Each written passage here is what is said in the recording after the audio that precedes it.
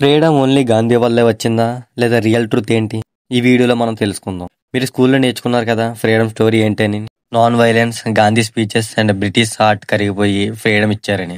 కానీ real truth ఏంటి? British heart melt అవ్వలేదు. వాళ్ళ పాకెట్స్ బర్న్ అయ్యాయి. వాళ్ళ సింహాసనం వణికిపోయింది. వాళ్ళ ఫియర్ పీక్ చేరింది. అప్పుడే ఇండియాని వదిలేశారు. Part 1 Gandhi role. Gandhi role ని చిన్నచూపు చూడకూడదు. నాన్ వైలెన్స్ అండ్ సత్యాగ్రహం వల్ల దేశం మొత్తం యూనిటీ వచ్చింది. ఒక మాస్ మూమెంట్ క్రియేట్ అయింది. కానీ అది మెయిన్ రీజన్ కాదు.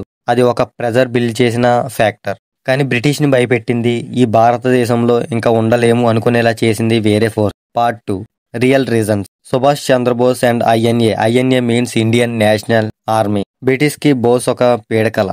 ఐఎన్ఏ సోల్జర్స్ ఇండియన్ ఆర్మీలో లాయల్టీని షేక్ చేశారు. ఇండియన్ సోల్జర్స్ బ్రిటిష్ వాళ్ళు చెప్పినట్టు పాటించారనే భయం వల్ల బ్రిటిష్ రూల్ క్రాక్ అయ్యింది. 1946 నేవల్ మ్యూటినీ.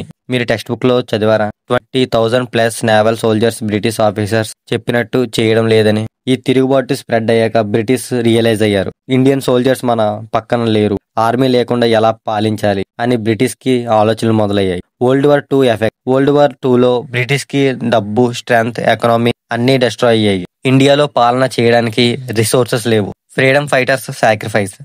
భగత్ సింగ్, చంద్రశేఖర్ ఆజాద్, అల్లూరి, రాణి లక్ష్మీబాయి, లక్షల మంది యూత్ జైల్లో, ఎంతో మంది ఊరి యుద్ధ భూమిలో ప్రాణాలను సాక్రిఫైస్ చేశారు. బ్రిటిష్ కి క్లియర్ అయ్యింది, ఈ ఫైర్ ని అణిచివేయడం ఇంపాసిబుల్ అని. Part 3 real truth. So freedom only Gandhi వల్ల వచ్చింది అని చెప్పడం ట్రూత్ కాదు.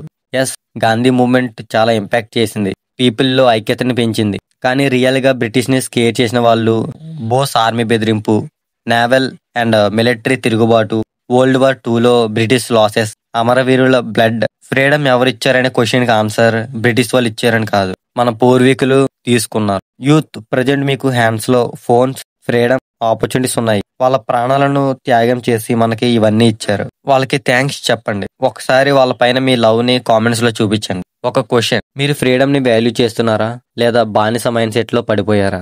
బ్రిటిష్ వాళ్ళు పోయారు, కానీ లేజినెస్, డిస్ట్రాక్షన్, ఫియర్, కంపారిజన్, బానిస బ్రతుకు స్టిల్ ఇప్పటికీ ఉంది. మీ లైఫ్లో రియల్ ఫ్రీడమ్ అంటే మీ డ్రీమ్స్ కోసం బాగా వర్క్ చేసి మీ కళలను నెరవేర్చుకుని ఇండియాని టాప్ లెవెల్కి తీసుకెళ్ళాలి. అండ్ మానవత్వంతో ఉందాం, ఒకరికి ఒకరు సహాయం చేసుకుందాం, సొసైటీని బాగా చూసుకుందాం. నేను చెప్పేది మీకు నచ్చిందా? నచ్చితే లవ్ ఎమోజీని కామెంట్ చేయండి. ఫ్రీడమ్ ఫైటర్స్ కి ట్రూ రెస్పెక్ట్ అంటే స్టాచ్యూస్ దగ్గర సెల్ఫీస్ కాదు, మీ లైఫ్ ని ఒక వెపన్ లాగా యూజ్ చేయడం. ఇంకా ఇలాంటి రియాలిటీ ట్రూత్స్ తెలుసుకోవాలనుకుంటే ఇప్పుడే మన ఛానల్ని సబ్స్క్రైబ్ చేసి ఈ వీడియోకి ఒక లైక్ చేయండి.